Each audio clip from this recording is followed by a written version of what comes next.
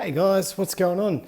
So I'm back with the Solo Loop Band. I did a video the other day of measuring your wrist for the new Solo Loop Bands, and I managed to get down to the Apple store and purchase one of the new Solo Loop Bands. So I opted for the liquid silicone normal Solo Loop Band. I didn't go with the braided Solo Loop. So here we have it. What have we got on the package? We've just got Solo Loop silicone fitted band. So this is a non-adjustable. You have to pick the right size. I will link the video that I did for finding your right size in the description, so you can check that out.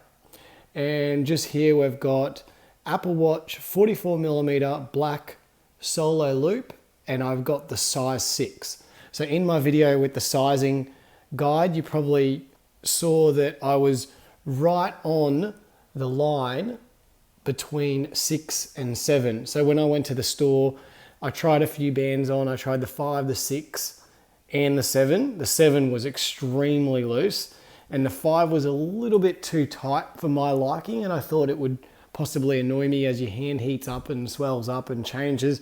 And I do like to wear, you can see there, my normal sport band is actually quite loose. It's not very tight. So if I went really tight down to a size 5, I think I would regret it. So what I did was I went right in the middle. I went with 6, and these are $69 in Australia. So a lot of the sport bands have come down by $10. They used to all be $79. So there's not much else on the outside of the packaging. You just got black Solo Loop here. It's pretty plain. Tells you the size watch and what size band you got on that end. So let's get into this packaging. Normal old Apple style here. Rip the end off. Let's get it out of the box. So, what's this?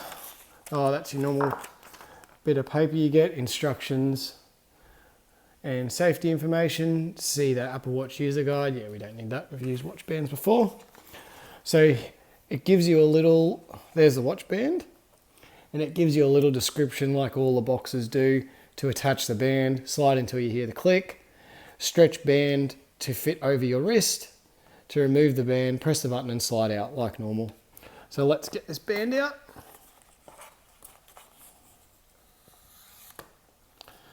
And there we have the Apple Watch silicone Solo Loop.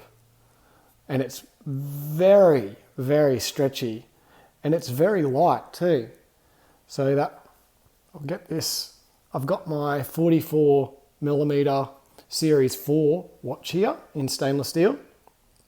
So I'll just get the normal sport band off, and we'll just do a little, it definitely feels lighter. I haven't got a set of scales to measure that, but it definitely feels lighter in the hand. So let's get this on the watch. Just slide that on normally like that, and like that. And it looks very small when you look at it, but it does stretch a lot. So let's get that on. And that just feels absolutely perfect on my wrist. It doesn't feel too tight. It doesn't feel too loose.